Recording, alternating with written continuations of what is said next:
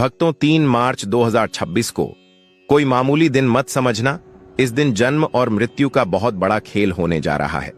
भक्ति, कुछ लोग ऐसे हैं जिनकी 3 मार्च के बाद किस्मत चमकने वाली है।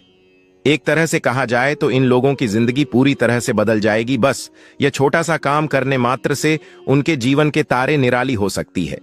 अगर यह काम किया जाए तो भक्तों, 3 मार्च की रात को कोई साधारण रात समझने की भूल भी मत करना। चेस्ट अभी मत करना भक्तों। यह वेदों और पुराणों में भी साफ साफ लिखा गया है कि 2026 की होली कोई मामूली होने वाली नहीं हो, बल्कि बहुत ही खतरनाक और घातक है। क्योंकि 3 मार्च होली है और चंद्र ग्रहण है। इस दिन गाय को बस एक चीज खिला देना, आपको 7 पुष्पों तक धन की कमी नहीं मिलेगी। 3 मार्च की रात आसमान में जो दृश्य दिखने वाला है वह कोई साधारण खगोलीय घटना नहीं है। यह वह रात है जब ब्रह्मांड की सबसे रहस्यमयी और विनाशकारी ऊर्जा हमारी धरती से टकराने वाली है।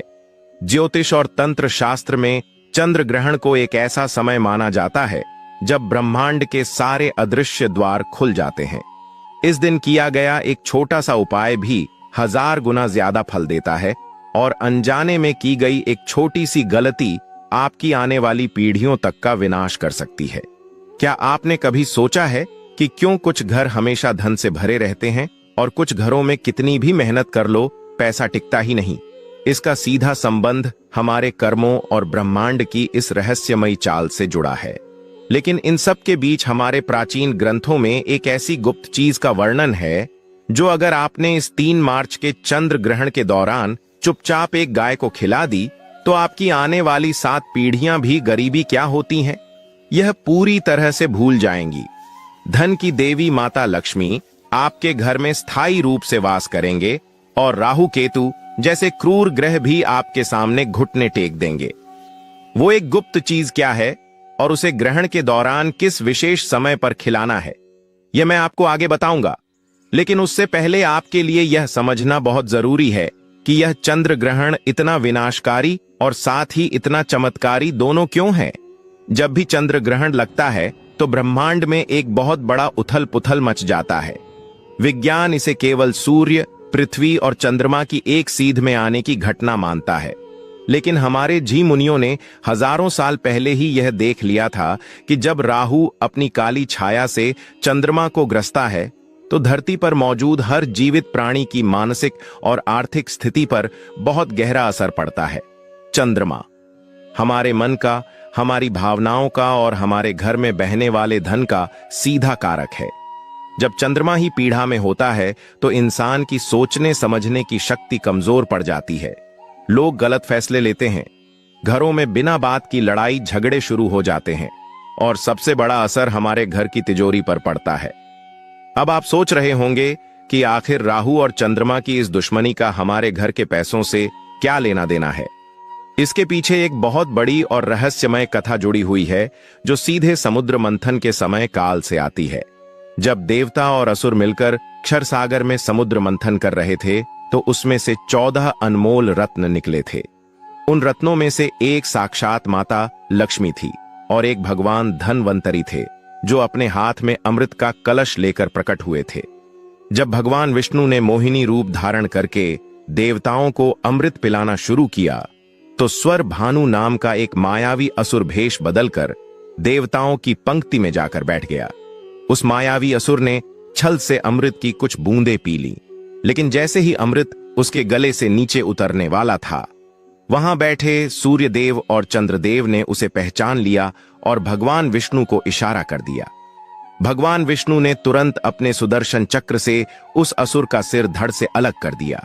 लेकिन क्योंकि अमृत उसके गले तक पहुंच चुका था, इसलिए उसका सिर और उसका धड़ दोनों हमेशा के लिए अमर हो गए। उसका सिर राहु कहलाया और उसका धड़ केतु कहलाया। उसी दिन से राहु और केतु सूर्य और चंद्रमा को अपना सबसे बड़ा दुश्मन मानते हैं। जब भी समय चक्र घूमता है, राहु अपनी उसी पुरानी दुश्मनी का बदला लेने के लिए चंद्रमा को निगलने की कोशिश करता है। इसी घटना को हम चंद्र ग्रहण कहते हैं। जब राहु चंद्रमा को जकड़ता है तो चंद्रमा से निकलने वाली अमृतमय किरणें धरती तक नहीं पहुंच पाती। इसके बजाय राहु की जहरीली और नकारात्मक ऊर्जा धरती पर गिरने लगती है। यही वह समय होता है जब नकारात्मक शक्तियां सबसे ज्यादा सक्रिय हो जाती हैं। भक्तों, अभी तक चैनल को सब्सक्राइब ना किया हो तो चैनल को जल्दी से सब्सक्राइब कर ले। पुराने लोग आज भी कहते हैं कि ग्रहण के समय कुछ विशेष काम बिल्कुल नहीं करने चाहिए। जो लोग इस समय बिना वजह बाहर घूमते हैं या भोजन करते हैं, उनके शरीर में अलक्ष्मी यानी दरिद्रता का प्रवेश बहुत आसानी से हो जाता है। दरिद्रता कोई बीमारी नहीं है, बल्कि यह एक नकारात्मक ऊर्जा है जो आपके घर के वातावरण को पूरी तरह से दूषित कर देती है। जब यह ऊर्जा घर में प्रवेश करती है तो सबसे पहले आपके घर का कोई ना कोई इलेक्ट्रॉनिक सामान खराब होने लगता है।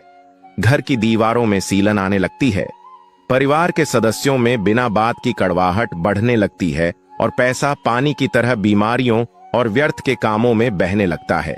कई लोग अपनी पूरी जिंदगी यह समझ ही नहीं पाते कि आखिर उनके साथ यह सब क्यों हो रहा है।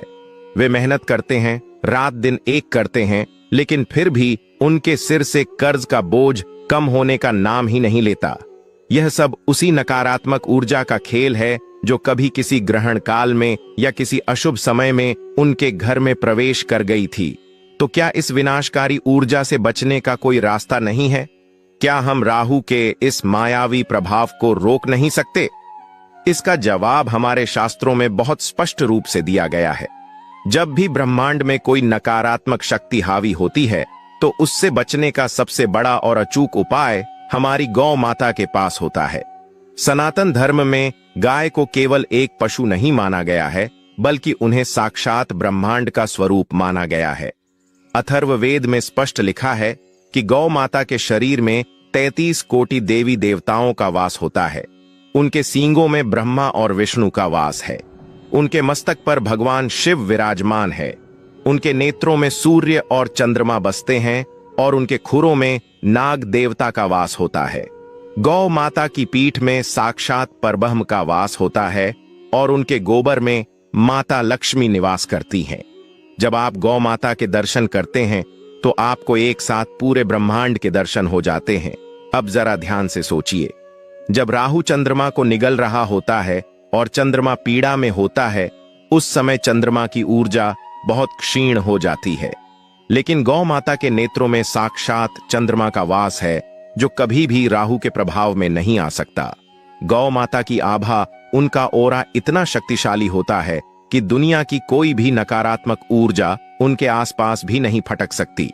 यही कारण है कि प्राचीन काल में जब भी ग्रहण लगता था तो श्री मुनि और राजा महाराजा सबसे पहले गौशाला की तरफ दौड़ पड़ते थे।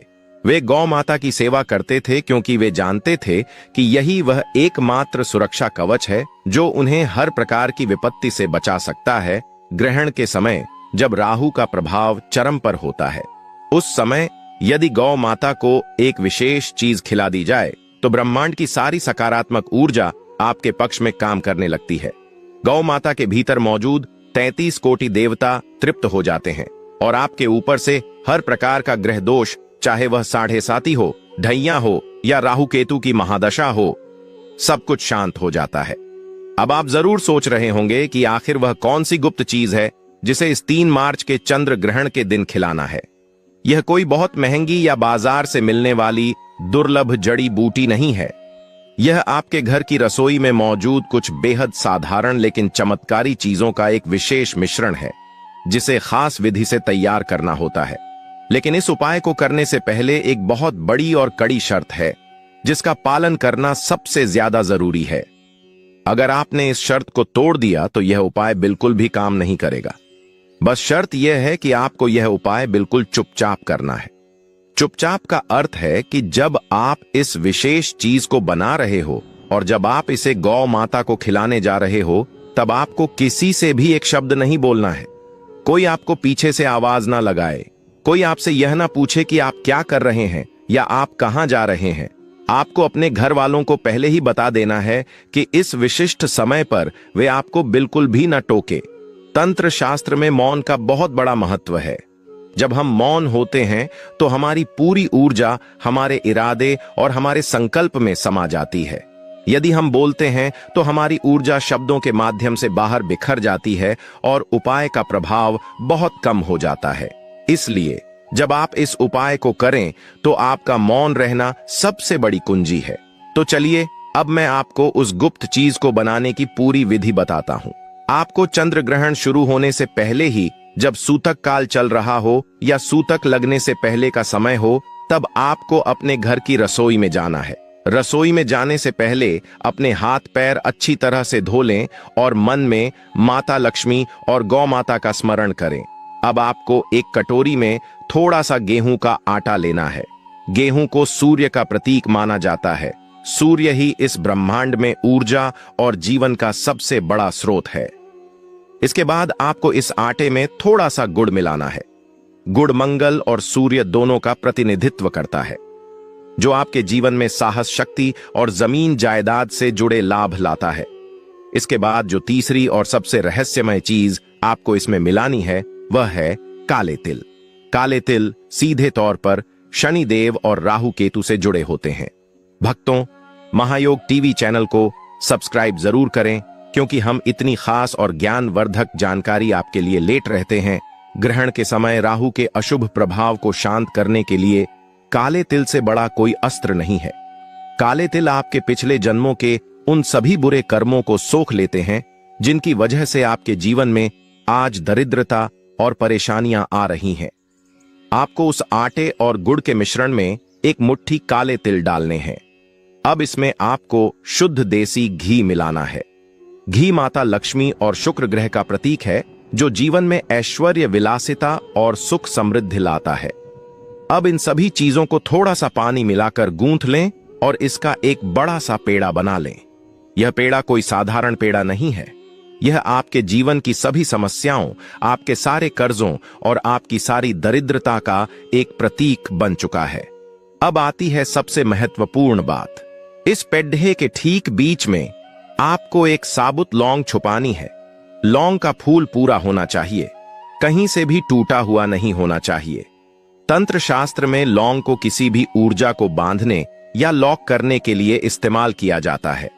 जब आप इस पेड़े के अंदर लौंग को दबाते हैं तो आप असल में अपने घर की सारी नकारात्मक ऊर्जा, सारे कष्टों और राहु की सारी बुरी नजर को उस पेड़े के अंदर कैद कर रहे होते हैं। अब आपका यह चमत्कारी पेड़ा पूरी तरह से तैयार है। इसे एक साफ प्लेट में रख लें।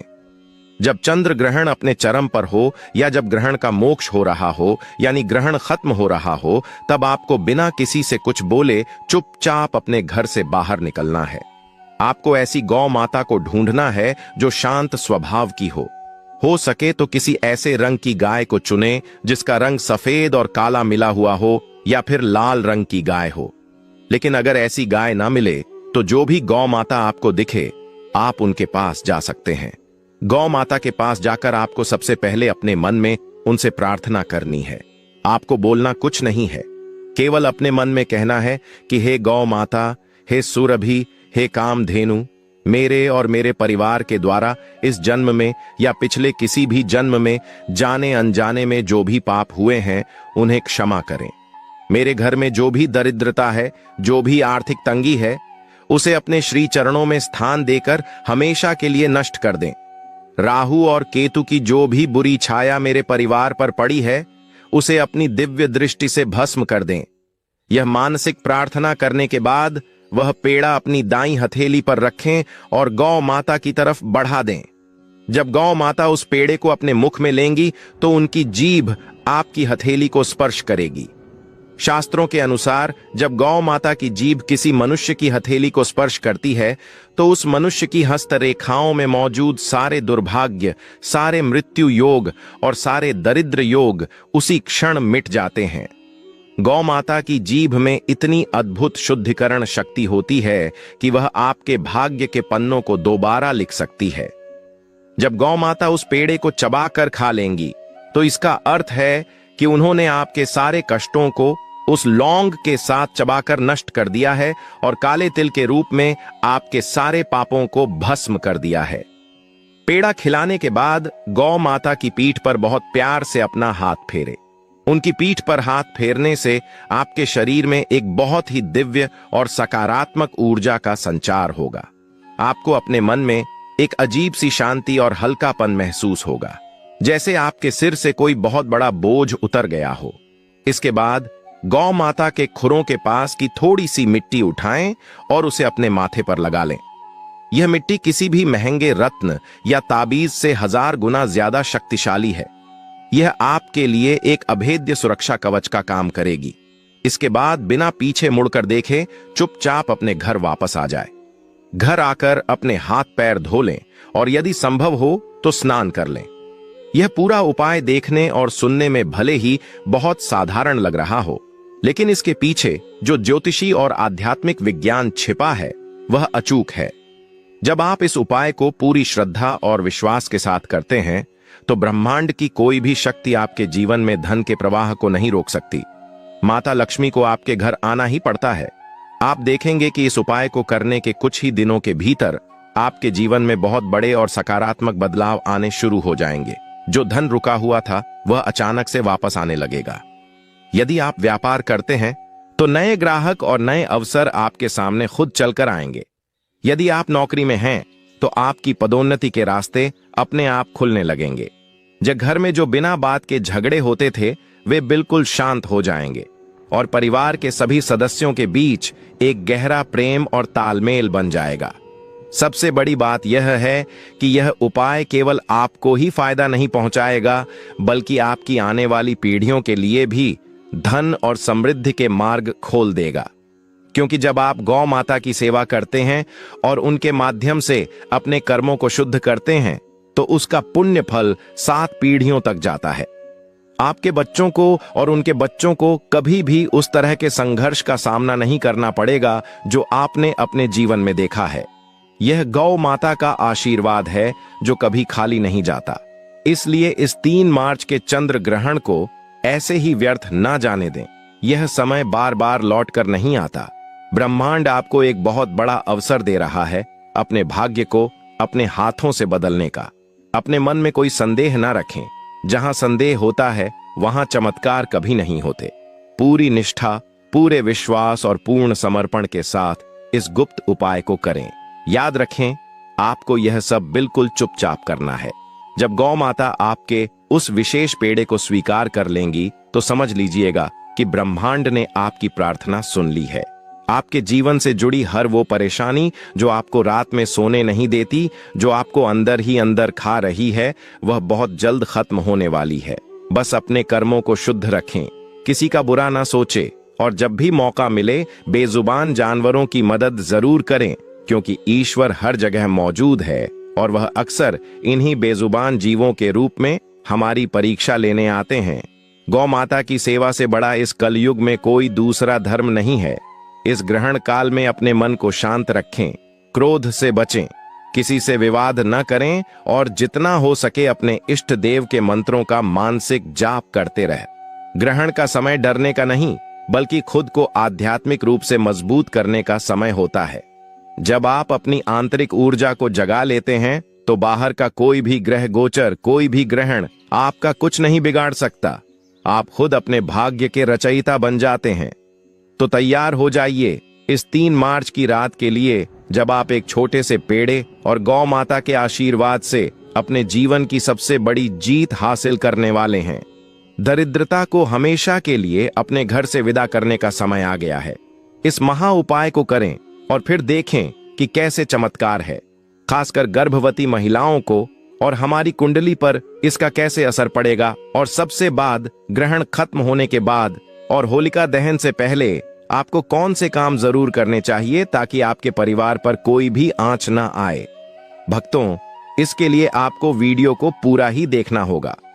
अगर आज आपने इस वीडियो को आधा अधूरा छोड़ने की भूल करी तो आपको जिंदगी भर पछताना पड़ सकता है। कुछ लोग होते हैं जो वीडियो को आधा अधूरा छोड़कर आगे बढ़ जाते हैं और उन्हें कोई सफलता हासिल नहीं होती।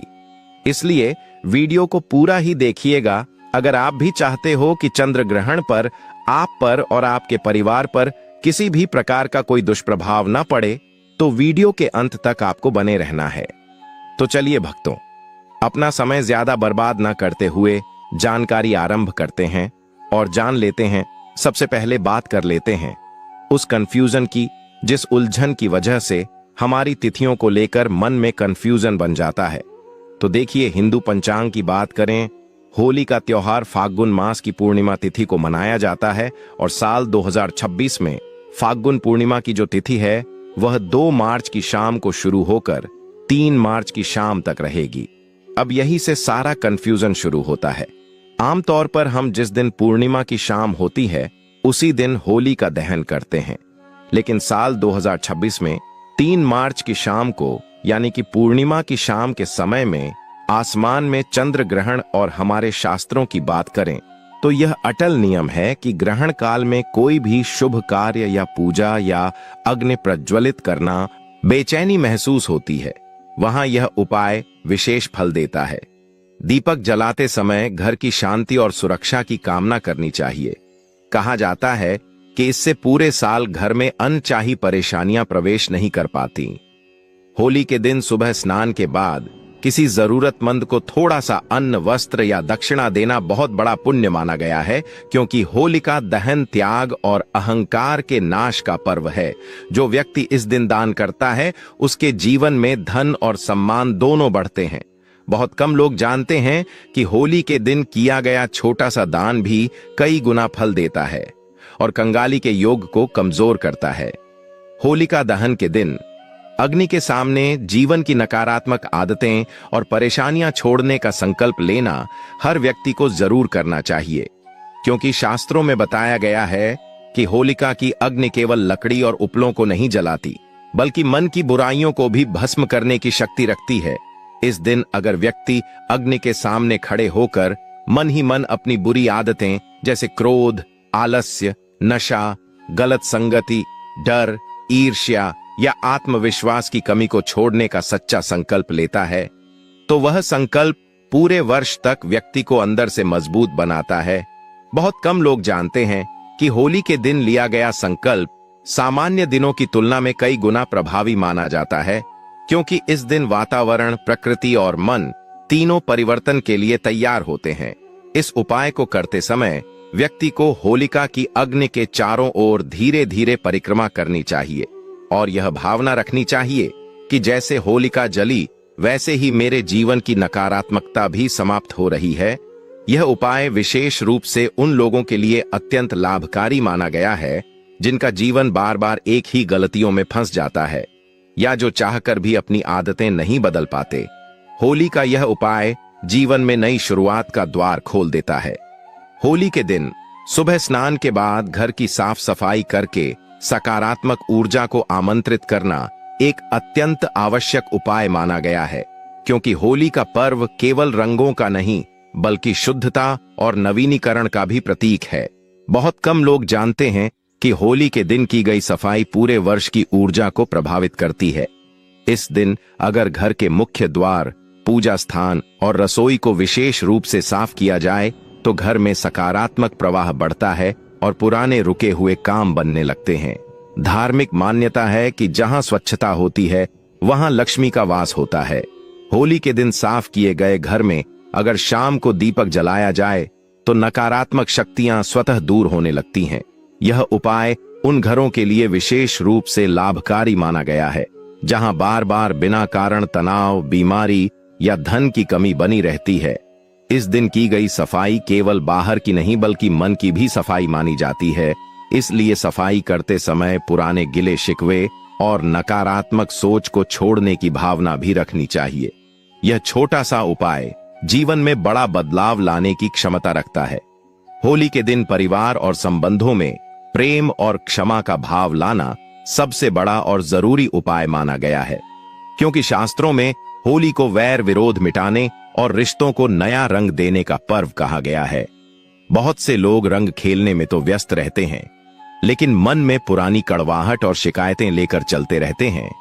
इस दिन अगर व्यक्ति अपने माता पिता, जीवन साथी, भाई बहन या किसी करीबी से मन से क्षमा मांग ले या उन्हें क्षमा कर दे तो उसका प्रभाव केवल रिश्तों तक सीमित नहीं रहता बल्कि जीवन की उन्नति पर भी पड़ता है। धार्मिक मान्यता है कि होली के दिन किया गया क्षमा भाव कई वर्षों के कर्म दोष को कमजोर कर देता है। यह उपाय विशेष रूप से उन लोगों के लिए अत्यंत लाभकारी माना गया है जिनके जीवन में बार बार रिश्तों की वजह से तनाव, बाधा या मानसिक दुख बना रहता है। होली का असली रंग प्रेम और अपनापन है, और जो व्यक्ति इस दिन दिल से किसी को गले लगाकर मन की गांठें खोल देता है, उसके जीवन में सुख, शांति और स्थिरता अपने आप आने लगती है। दोस्तों, अगर आपको ऐसे दुर्लभ और सच्चे आध्यात्मिक रहस्य कहीं और नहीं मिलते, तो अभी इसी समय महायोग टीवी चैनल को सब्सक्राइब कर लीजिए, क्योंकि यहां बताई गई एक एक बात आपके जीवन को बदलने की ताकत रखती है। और अगर यह वीडियो आपके लिए जरा भी उपयोगी लगा हो, तो भगवान का नाम लेकर वीडियो को लाइक जरूर कर दीजिए।